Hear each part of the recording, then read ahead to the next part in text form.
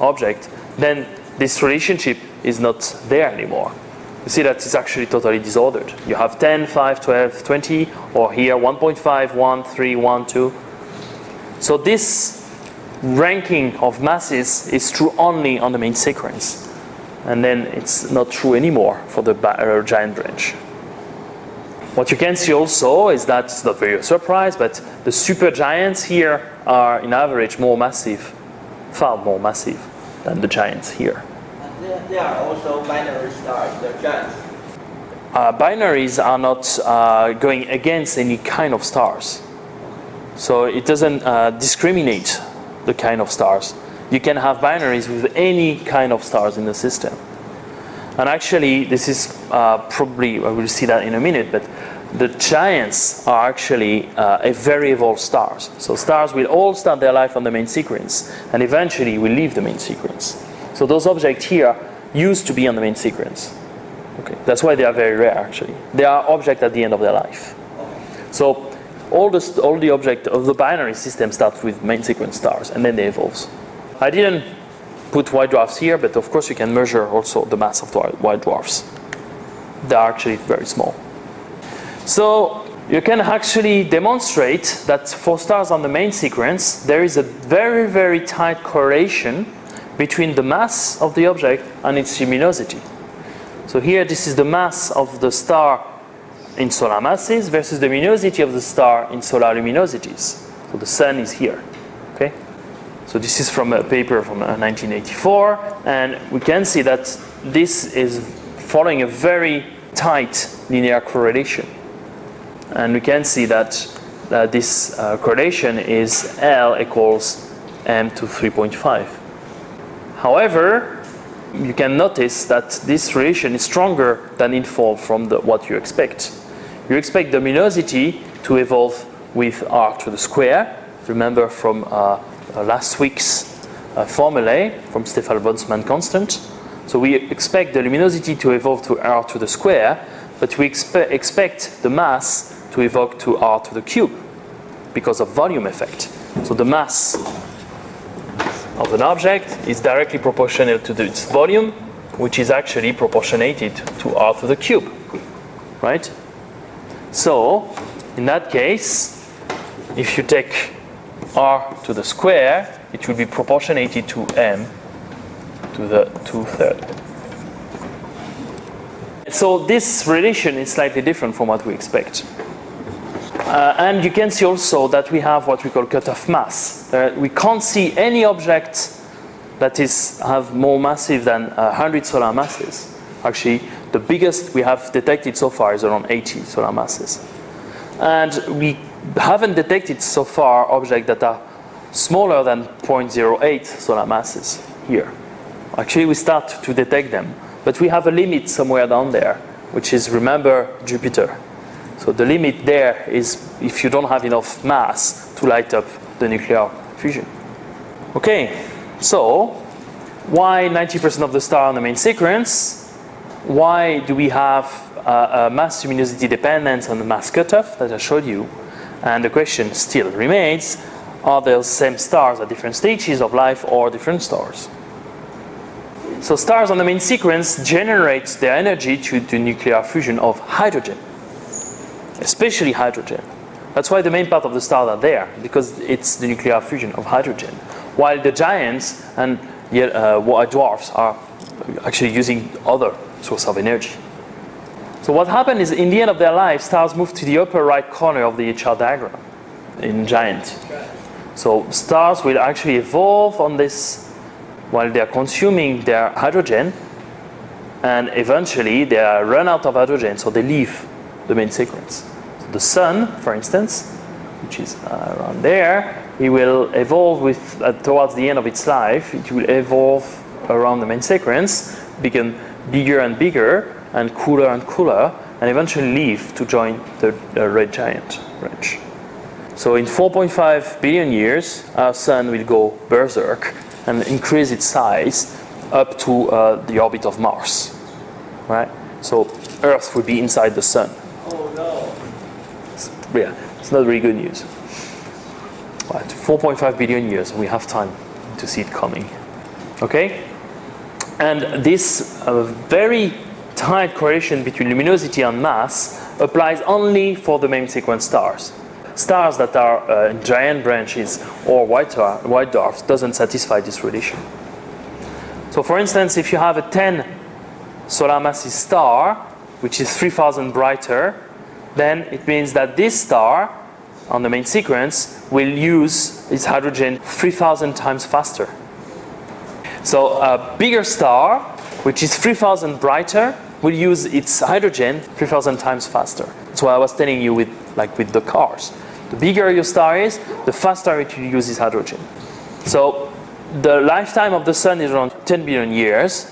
So for a massive star, it's 10 times 10 billion years divided by 3,000, that's 30 million years. So a star that is 10 times more massive than the sun will actually live only 30 million years. So this is coming from this mass-luminosity relation. You know the mass of the object, you immediately know its luminosity. And the luminosity tells you how much is the consumption of hydrogen. So by just losing this relationship, for any star, I can derive its the lifetime compared to lifetime of the sun. Is that clear? Why should you use log here? Oh, in physics you always use log. It's 10 to the log. So log of 10 equals 1, log of 100 equals 2, log of 1,000 equals 3. It's to avoid to have very big numbers. And the advantage in the log-log diagram is that a power law is a straight line. And now you have the idea is that everything is linked to the amount of hydrogen a star has stored in its shell. The stars, as seen in a HR diagram, the stars on the main sequence are evolving according to the amount of hydrogen they have stored in themselves. Less massive stars are on the bottom right of the main sequence, and the most massive stars are up there. And as you can see, there is a tight relationship between mass and luminosity for stars. So that's what the initial puzzle of the HR diagram. And the answer is the star spends most part of their life on the main sequence. So the question was, why 90% of the stars are on the main sequence? And the answer is because they spend the main part of their life in there. This is why the main sequence is so populated. So actually what happened is that stars will move away from the main sequence where they're dying. So for instance, if we take the case of the sun that is over there on the main sequence, when time will come and it will exhaust its hydrogen, then it will leave the main sequence and join the giant branch, and we'll see that a bit later. And what we have also, we have seen before, because there is such a tight correlation between luminosity and mass, more massive and more luminous stars are dying faster, while the red stars on the bottom right end of the main sequence are living for a very long time. The blue stars that are on the top left, that are more massive, are living a very short time. So the stars on the main sequence live due to the nuclear fusion of hydrogen. This is what sustains their life. And how long as they have hydrogen fuel, they can still stay on the main sequence. And as soon as they stop having enough hydrogen to sustain their nuclear fusion at the core of the stars, then they will leave the main sequence. So then, when they don't have hydrogen in the core, something happens. You need to keep them alive for a little while because they are not dying immediately. So it's another kind of fusion that will take place in this case. So to come back a bit more how stars are made, we have seen that with the sun already. The gravity actually holds the star together. Basically, your star is mainly composed of hydrogen and other elements, so mainly composed by gas. And the gravity has tendency to compress the gas together, while on the core of the star, the thermal and radiation pressure have tendency to push the gas away from it. So it's a constant balance, equilibrium, we say in physics, between the gravity and the pressure coming from radiation in the core. So at the center here, you have a nuclear fusion, we'll see that later, and this very exothermal reaction is pushing the gas away from it, from the center, through pressure, while gravity has tendency to pull everything back together.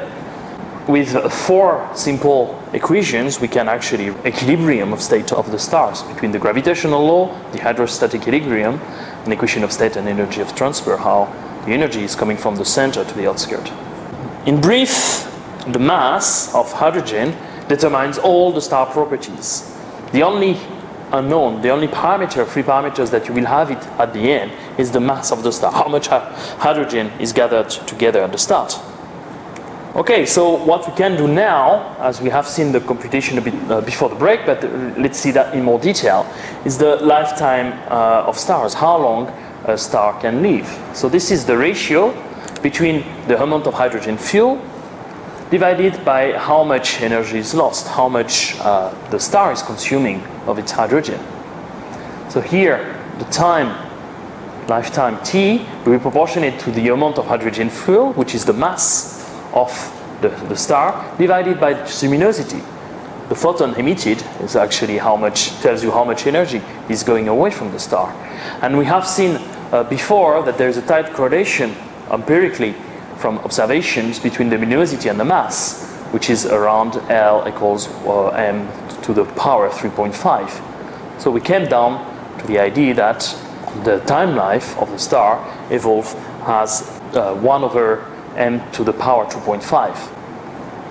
So for instance, how you can use that, if you take a star that is 4 times more massive than the sun, then the ratio between the time, how long this star will live compared to how long the sun lived, will be the ratio between the mass of the sun and the mass of the star to the power 2.5. That means in our case 1 over 32.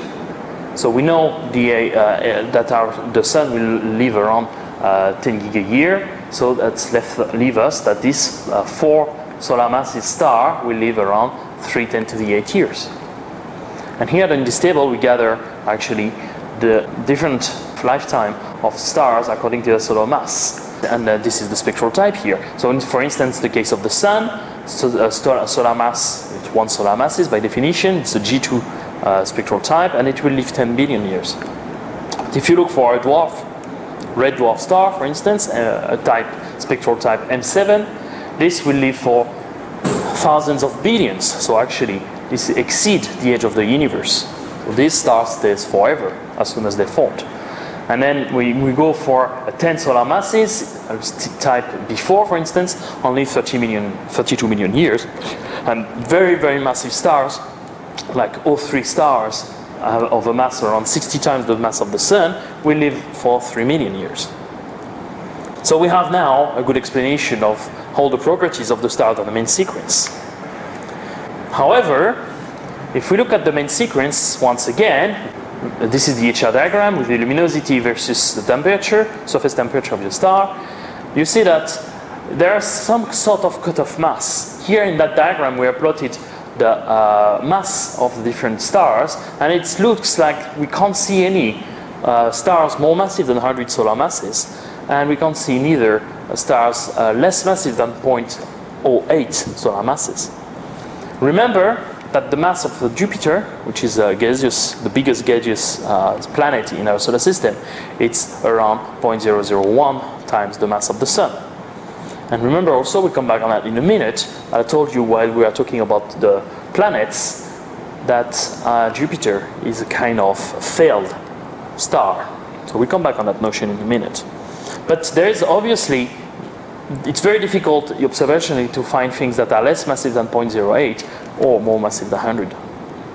So let's have a look at why we have a top cut. It means why some main sequence stars can't reach only maximum masses, which is around 50 to 100 solar masses. So there are 2 main reasons why we can't have stars more massive than that.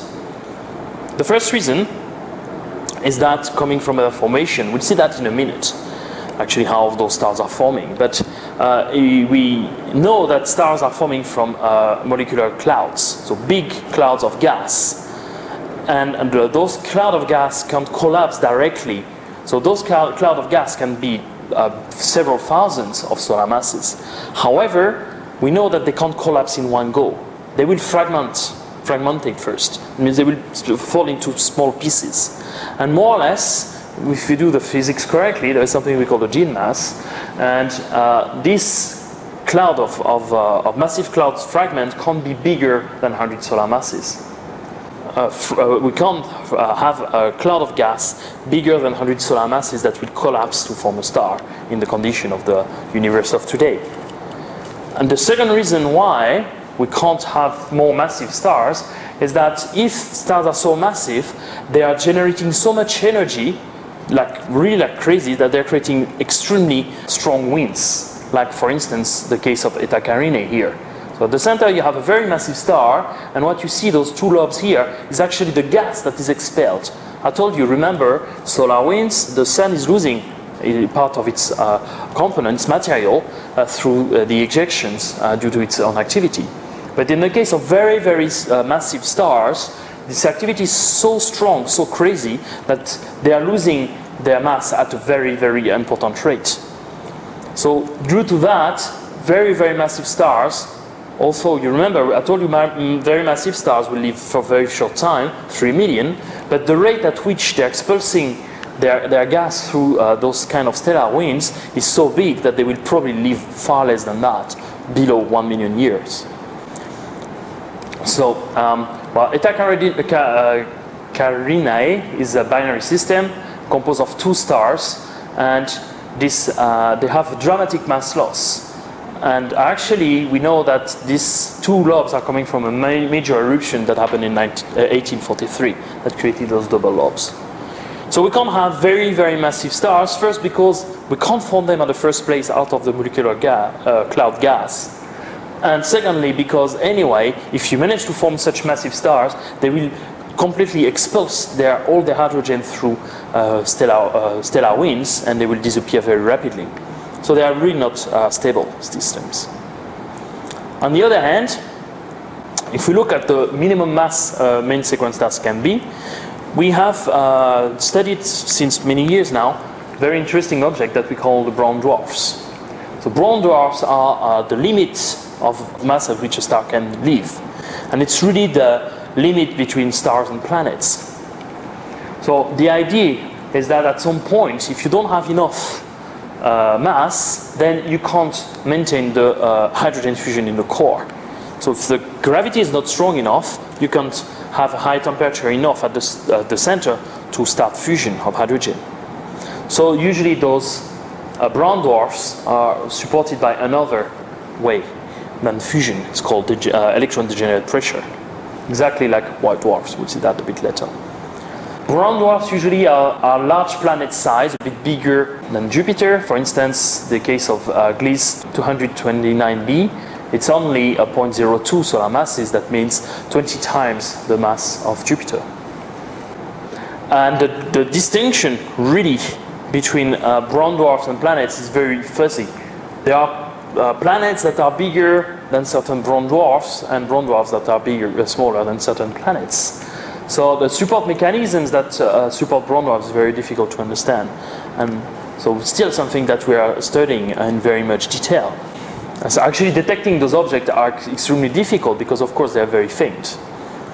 Okay, so let's go back to the main sequence stars. So the star spends most of their life as main sequence stars.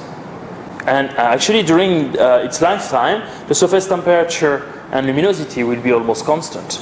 So stars will mainly remain where they are on the main sequence as long as they can sustain their fusion of hydrogen. And actually the star's mass totally determines what the temperature and luminosity is during the star's main sequence lifetime. So as I told you several times, if you have more mass, then it's hotter and bluer and bigger, and if you have less mass, then it's fainter, cooler and smaller. That's as simple.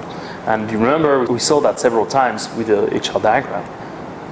So what happened once the star has exhausted its hydrogen? So we have several clues actually. We can't follow the life of a star by itself, so we can't look for a star for 1 billion years. It's too long, obviously. But we have ideas because we can observe other stars. So for instance, let's focus a minute on what giant stars and supergiant stars are. So I told you, outside the main sequence, they have what we call the giant realm.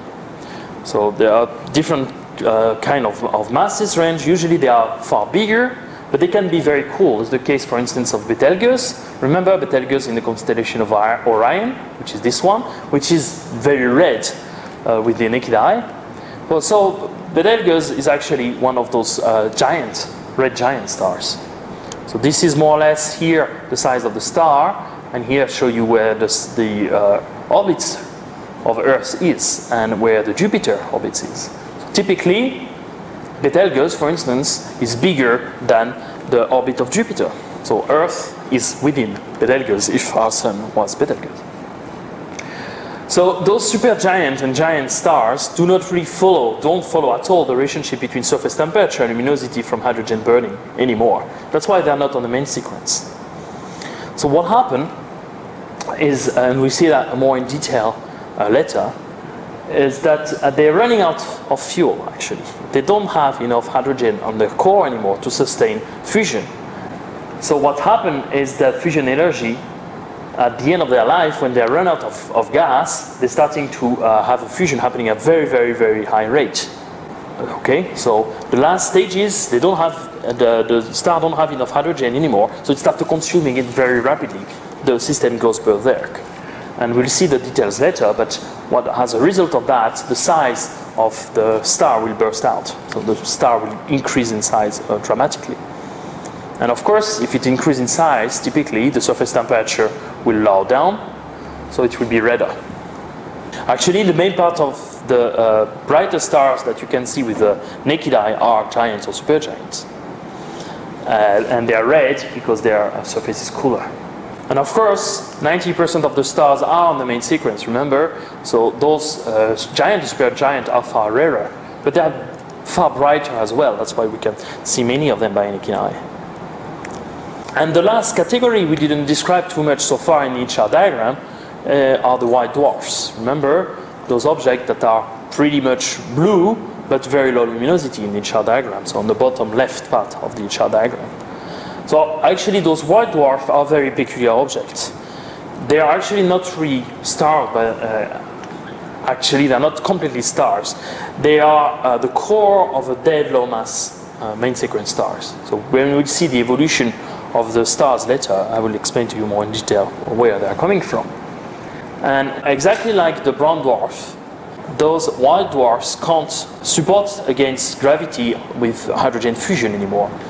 So they're using another way, which I don't want to describe into details, but it's called electron degenerated pressure. So it's not fusion anymore. It's kind of a gas of electron that is supporting the core of the star. So usually, the main part of them are very hot surface, comparable or higher to the surface of the sun, but they are very, very faint, very low luminosity to 10% of the solar luminosity. And actually, they are quite high mass. They are more or less the mass of the sun, but they are very small compared to the size of the Earth. That means that they are extremely dense objects. Imagine the mass of the sun into the size of the Earth, so extremely high density. So for instance, Sirius B, one of the companions of Sirius, so Sirius is actually a double star, so Sirius B is a white dwarf. Its diameter is 12,000 kilometers, so exactly the diameter of Earth, and its mass is 1 solar masses. Surface temperature 25,000 Kelvin, extremely hot object. And actually, if you look at it in X-ray, because it's so hot, it's brighter than Sirius 1A. So we have those stars that are very different size in comparison. So let's try to compare them one to the other. So in this slide, I showed you a comparison between white dwarfs up to supergiant stars.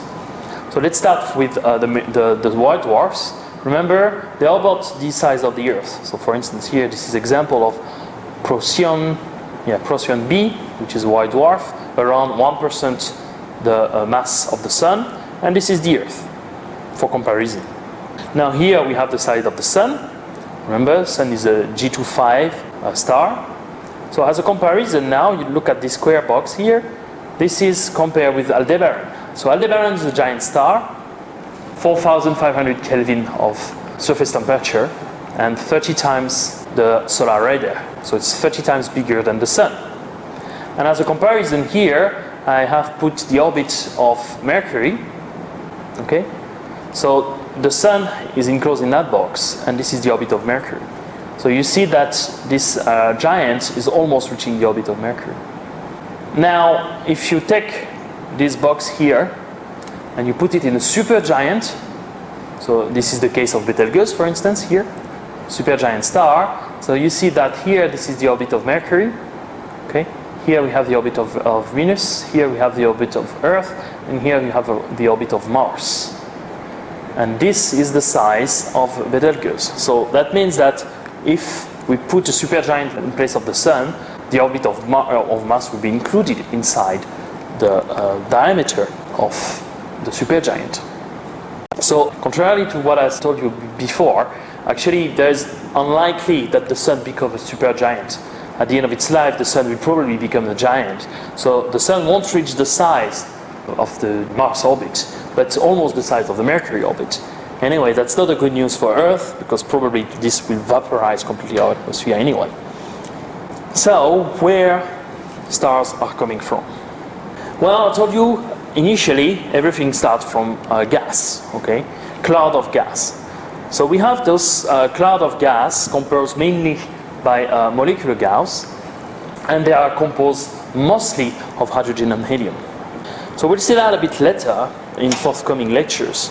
But at the start, just after the Big Bang, the universe was exclusively composed of hydrogen and helium, with a very high fraction actually of hydrogen, 75% compared to 25% of helium. So everything that has made up at the start from this gas was composed exclusively of hydrogen and helium. So the first stars were composed only of hydrogen and helium. But we will see that later when we look at the evolution of the most massive stars. Those first stars will actually produce some heavy elements on their core, like oxygen or carbon, for instance. And when we will die through a supernova explosion, they will release all those material that was in core of them into the interstellar medium. That means the gas that is in between the stars. So they will actually enrich this hydrogen and helium gas with a little bit of more heavy elements. And this gas, enriched gas, will collapse again and form a new generation of stars. This is the reason why our Sun, also it's on the main sequence, has trace of heavy elements in it. It's coming actually from the formation of stars before the formation of the Sun. So let's go back to our molecular cloud. So this is an example here of a molecular cloud. The purple image is actually showing you H alpha distribution, which is Balmer emission. So this is mainly hydrogen, very dense hydrogen. The temperature is quite cool, around 10 to 30 Kelvin. And because this temperature is so cool, then you will form H2. So you will have formation of dihydrogen molecules. So this is a molecular gas. And this thing is quite dense, okay? Low temperature of dense. So this low temperature and high density will have an effect that this molecular cloud will compress and collapse. And then at the start, during compression, you will have thermal radiation, so temperature will be able to escape. So this will become brighter. So here you have more diffuse gas, and here in the center part you can see that it's getting brighter, more white. The purple-ish blob is getting more white. This is because it's getting very dense, but still not dense enough to trap the photons inside it. But at some point, it will be so dense that photons will be trapped in it. So the thermal radiation, the temperature won't be able to release anymore. And this is when we'll have the formation of a protostar. So usually, when you're very close to the formation of a protostar, the cloud becomes very black, very dark. So this is an example of how it looks like when you zoom in on those very high and cold, dense gaseous regions. So this is coming from the Eagle Nebulae. This is a picture out of the Hubble Space Telescope. So it's a very dense region of molecular hydrogen, and actually it has gravitationally collapsed, so you start forming stars. And these are the things that we call eggs. So for evaporating gaseous globules, these are those little things that are bursting out, like bursting away from this molecular cloud. And those things are actually protostars. So here, this is just a nest of formation of stars. It's very dense, extremely dense, with how black it is, and you start to see stars forming in it. So what you can learn out of that is stars never form in isolation. Stars are actually always forming groups in very dense star-forming regions. So this is another example. This is NGC 2467. It's a nebulae, and this is a very cool picture because here we have more or less all the stage of evolution of protostars. So from the right to the left, so all the pink image is H alpha emission, once again, so stating where the hydrogen cloud is. And of course, when it's denser, it's getting whiter. Okay, so you have very dense region, and sometimes it's so dense that it's even very dark. The light can't even escape out for it. And here we have really at all the stages. So from the very dense cloud, type of the X cloud I showed you in the previous picture. So here you have very dense star-forming regions, and you can start to see stars forming here in this cloud. So these are protostars and star formations. And when you go toward the left part, you have this big crowd of stars that are already formed. So we have already, in that picture, all the processes from right to left of the evolution of protostars.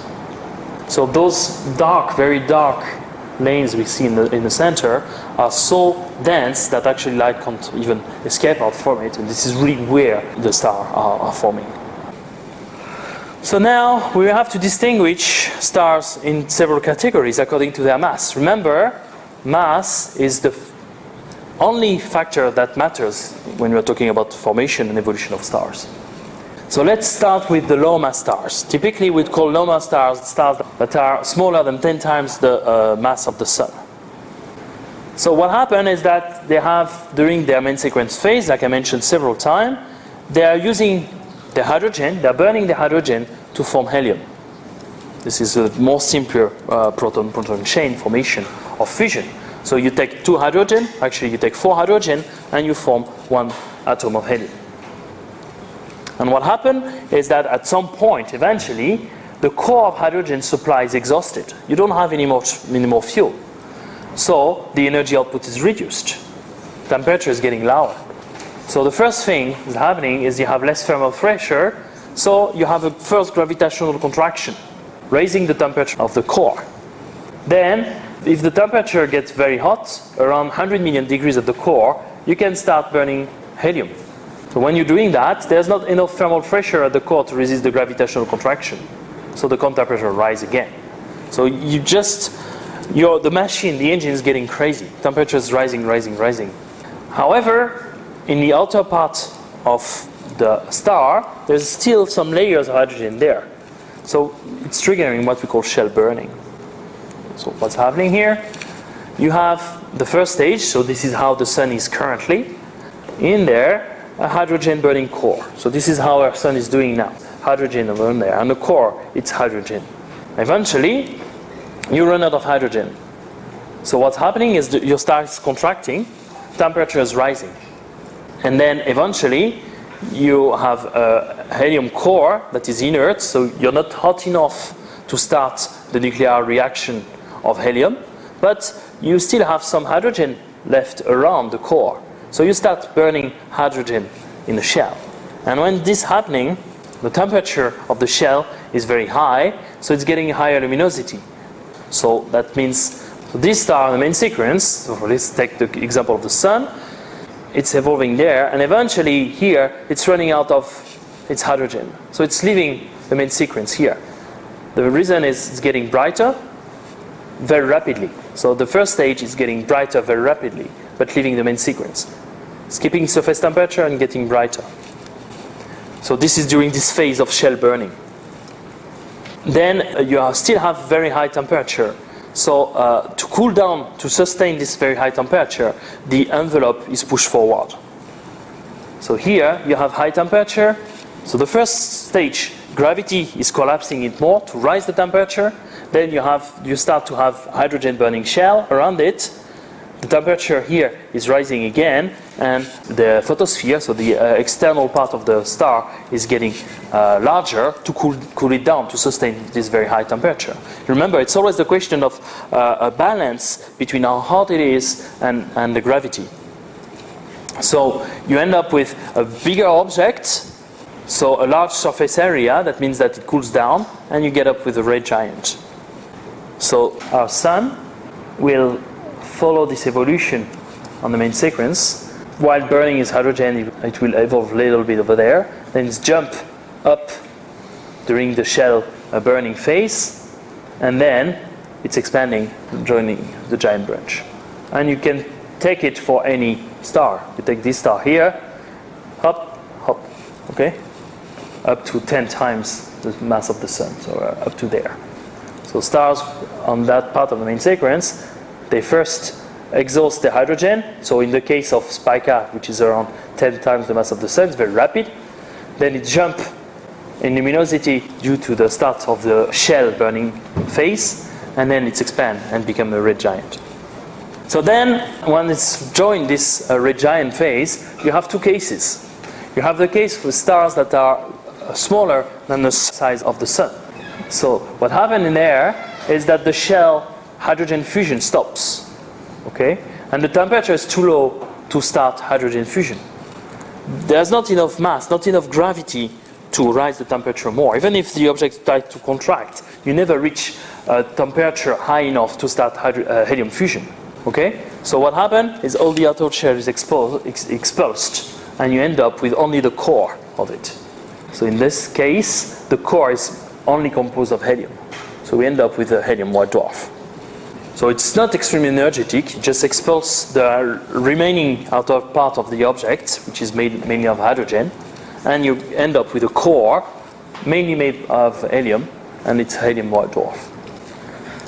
If the star is the size of the sun or bigger, then after around 10 billion years, the shell hydrogen fusion stops as well. But this time, it's big enough to trigger helium fusion. This is called the triple alpha process. You take 3 helium and you start to form a carbon. 3 helium and you form a carbon. And once again, in the core, it's not supported anymore by nuclear fusion, but it's supported again by the electron generating pressure. So when the helium fusion starts, you have a large amount of energy released, and it's following a very rapid expansion. That's what we call the helium flash. And eventually, helium fusion stops. And for this kind of mass, I mean, up to 10 solar masses, this story stops here. So we have the same phenomena here. You have the shell that is exposed, and you end up with a star with a core of carbon and helium. And it's a white dwarf again, carbon-based white dwarf. So if you look at the evolution of a low mass star, but with a mass above 1 solar masses, so it's on the main sequence. Okay? So there's a turn off point when those stars are leaving the main sequence, joining the subgiant and red giant phase. And this branch, which we call the horizontal branch, is where the stars are during this helium burning star. And here they're going up, so they start like that, up, up, and up, up again. You have the helium flash, and they die, and they join the white dwarf sequence. So this is the sketch for the sun. So the sun, in the first phase here, is burning its hydrogen. It's having a strong lack of hydrogen. So it's jumping here when it's starting the shell burning, hydrogen shell burning with a helium core. Then it's evolving, the subgiant is getting bigger, the expansion of it. The shell, outer shell is getting cooler and cooler while the temperature is increasing. And then you have a helium burning star around there, so the surface temperature is going up again, and the luminosity is going down. Star burning is helium. Then it evolves again following this branch here to have a double, what we call double shell burning red giant. So in that case, you have a carbon core, a helium burning shell, and a hydrogen burning shell. It's like an onion. First, you have a hydrogen core, then the core is only helium. You start burning hydrogen around this helium core. That's what's happening here. Then you have a helium starting burning, so you're forming carbon. So you end up with several layers, with carbon, helium, and hydrogen. And eventually, the helium burning shell run out of helium, and your star explodes. This is what we call planetary nebulae, and the core of carbon and helium is joining the white dwarf. So this is how the sun will evolve with time. These phases are very actually fast. So the helium phase is around 100 million years, and the last phase of carbon formation phase is around 1 million years. So it's living there for 10 billion years, then it's evolving very rapidly. Here it's taking 100 million years and evolving, and it's taking 1 million years to reach that point, and then it explodes. So it's really, really running out of energy very rapidly. And those planetary nebulae are a very nice object to look at indeed. So it's the end of a low mass star when we have the formation of this kind of structures. So at the center you have a white dwarf, and these are shells of gas that have been expulsed during the late stages of the evolution of the star. So you can formation of these very nice features, for instance like the lobes here, or those bubbles of hydrogen that are expelled from the center. So this is gas in expanding shells, and it's actually ionized. That one is so bright. We have many pictures of those nebulae. So this one is very famous, the Blue Lake Nebulae or Ring Nebulae. At the core you have the white dwarfs, and here you see that there is a shell of expansion of ionized gas that's getting all those nice colors. Another example. So this explosion are creating very nice feature. That's several explosions one after the other, so you have several waves, shock waves. It's creating those very beautiful features. It can get very complex. Spirograph. So here are many explosions creating this kind of phenomena. This one is quite cool as well. It's called the Eskimo Nebula. It looks like an Eskimo with this hood. So all this is actually gas expanding. Right, so for the 10 last minutes, we'll look at the other side, how the high mass stars are evolving. So typically they have masses above 10 times the mass of the sun. And what happened in this kind of very massive stars is that they don't stop at carbon. So remember, very low mass stars below the size of the sun, they stop, they can't fuse helium. So they transform hydrogen to helium and they stop. Between 1 and 10, they start burning helium as well and form carbon, and they stop. Well, for the more massive ones, they start burning carbon as well, and they stop later, and they can form heavier elements as well. So the early phase are actually exactly like the phase in low mass stars, formation of carbon core, but it's very rapid. Instead of 100 million years, it's taking less than 1 million years to happen. And actually, well, I don't want to enter into details, but we have very efficient processes called CNO cycle to fuse hydrogen, but I don't want to explain that in detail. I will jump, because we don't have time anymore. So by fusion, it's forming increasingly more heavy elements, like helium, etc. And we end up with what we call the multi-shell burning. So just to show you an example, the same way that I showed you for low mass stars, you start to have a core of hydrogen, then the fusion stops because you run out of hydrogen in the core, so your star is contracting, and you have a light up of a shell of hydrogen fusion.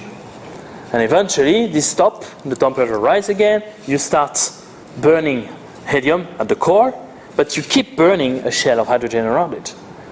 And in the case of very massive stars, it keep going and keep going. So actually you really have what we call like an onion layers.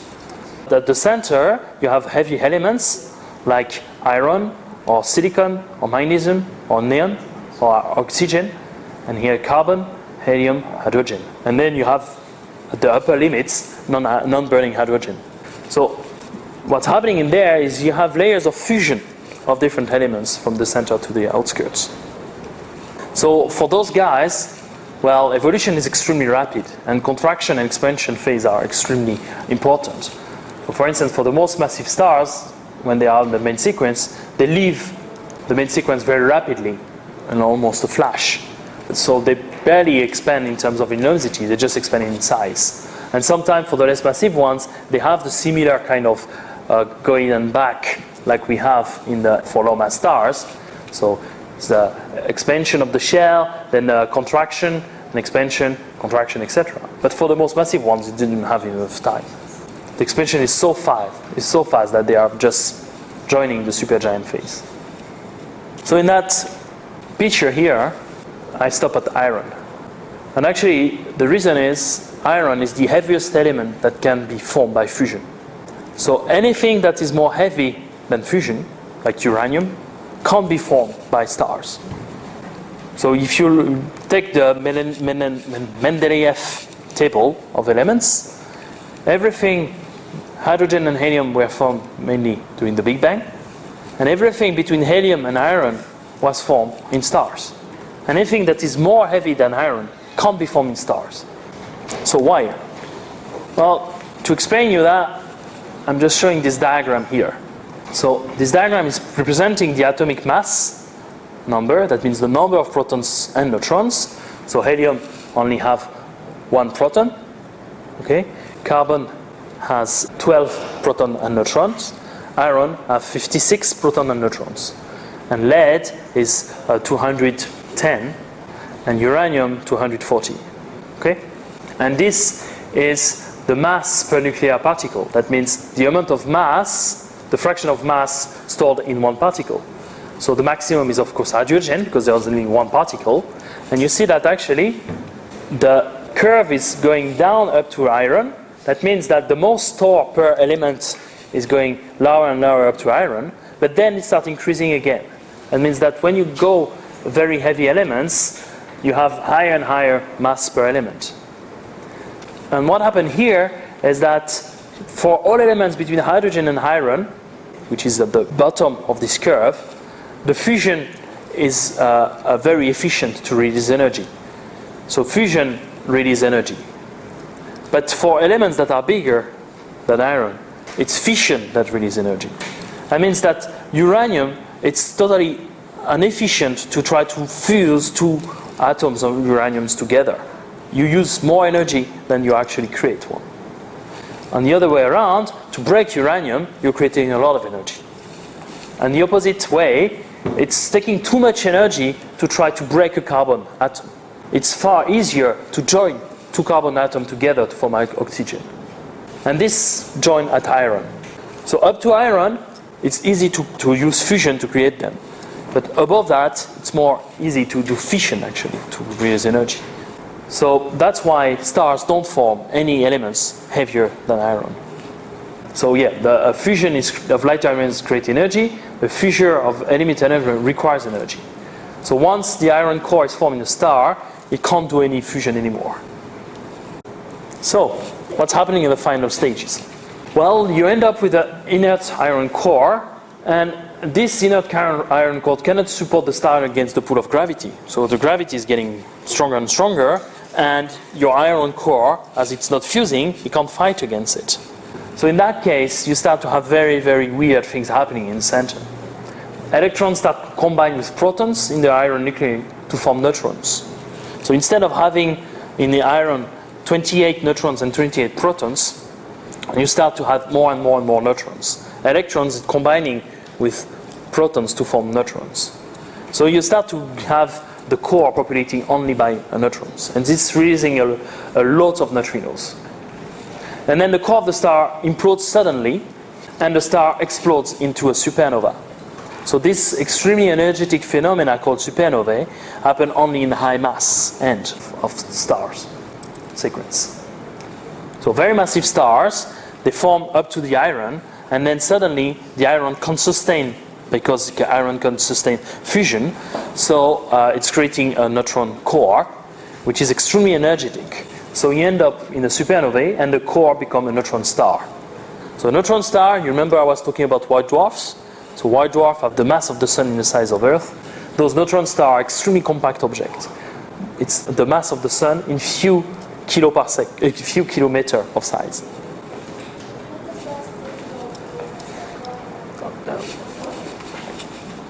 Sun. This is a symbol for the sun. So M, sun. So solar masses. So here you have the sun compacted in few kilometers, the size of Taipei. So the density of those things is totally crazy. And if the mass of the star is high enough to overcome the neutron generator pressure, then we end up with something that is even more weird, which is called a black hole. You've probably heard about the history of black hole. What's happening in there is that the gravity is so strong that actually it's totally deforming the space-time continuum around this particular place. Imagine it's the size, the mass of the sun contracting in point object, like the size of an atom, okay? And the energy release in this kind of phenomena is as high as the total energy released by the sun through its entire lifetime. So those phenomena of supernovae are extremely energetic. So they are bursts of light. Actually, a supernova can outshine an entire galaxy. You take a galaxy far away and you will see the supernova. It's really brighter than the galaxy itself.